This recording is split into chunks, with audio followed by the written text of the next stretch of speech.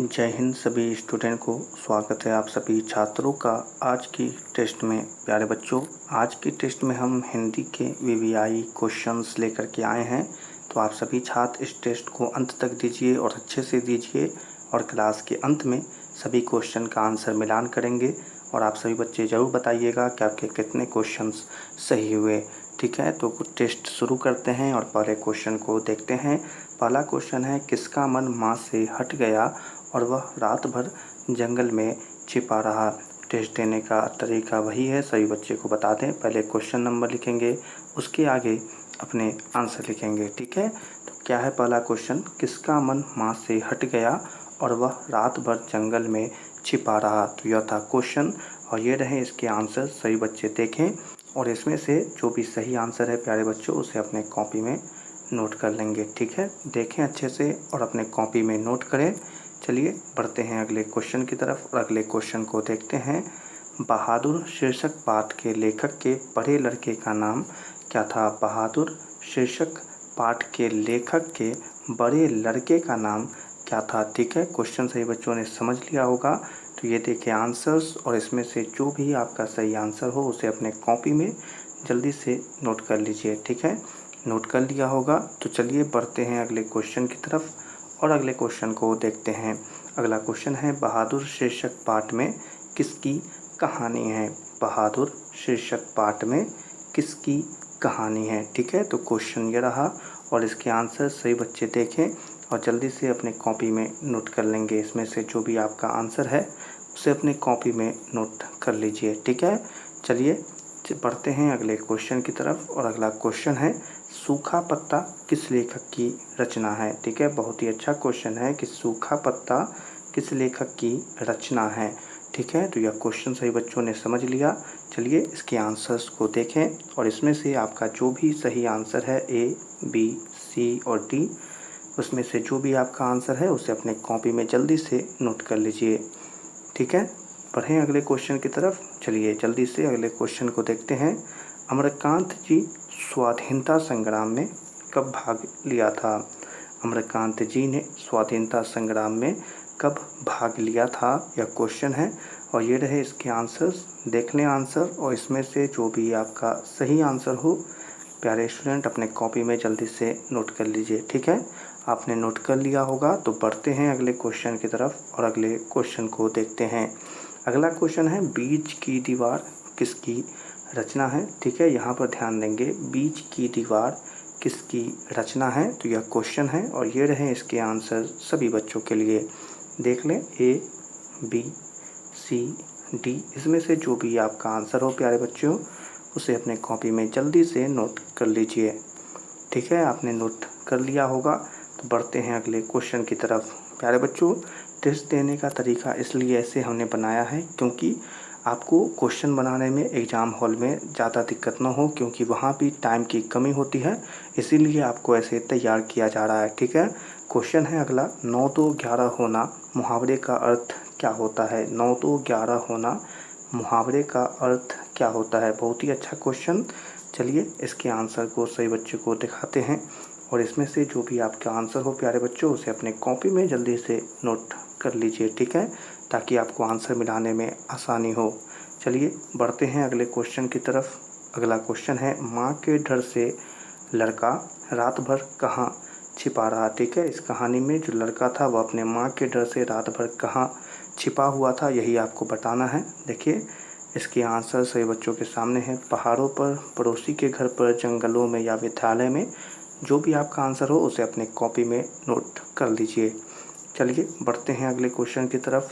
बहुत ही अच्छा क्वेश्चन, मित्र मिलन शीर्षक कहानी संग्रह किसकी रचना है। मित्र मिलन शीर्षक कहानी संग्रह किसकी रचना है। तो आपको बताना है इसमें से या किसकी रचना है।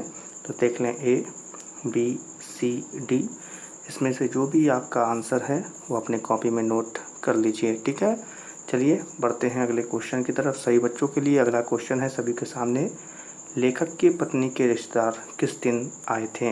लेखक की पत्नी के जो रिश्तेदार थे वह किस दिन आए थे, यही आपको बताना है। तो देखिए आंसर सभी बच्चों के सामने हैं। जल्दी से इसमें से जो भी आपका आंसर है उसे अपने कॉपी में जल्दी से नोट कर लीजिए।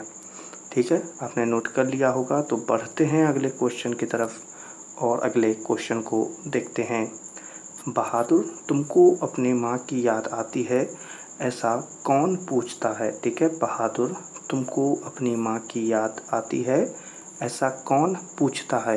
यही क्वेश्चन है और ये रहे इसके आंसर्स। जल्दी से इसमें से अपने आंसर को चुनें और अपने कॉपी में इसे नोट करें। चलिए, आपने नोट कर लिया होगा तो बढ़ते हैं अगले क्वेश्चन की तरफ। अगला क्वेश्चन है, बहादुर शीर्षक कहानी के कहानीकार कौन है?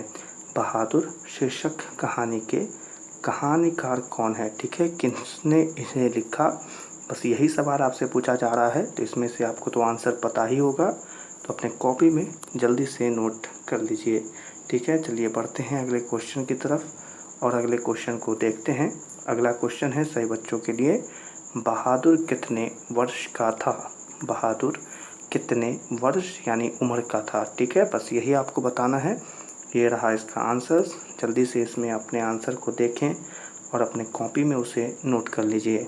चलिए, आपने नोट कर लिया होगा, बढ़ते हैं अगले क्वेश्चन की तरफ। अगला क्वेश्चन है सभी बच्चों के लिए, बहादुर का पूरा नाम क्या था? बहादुर का पूरा नाम क्या था? ठीक है, तो चलिए ये देख लें इसके आंसर्स और इसमें से अपने आंसर को नोट करें। खुश बहादुर, कुल बहादुर, दिल बहादुर या गुल बहादुर, यह आंसर्स है। इसमें से आंसर आप चुन लीजिए।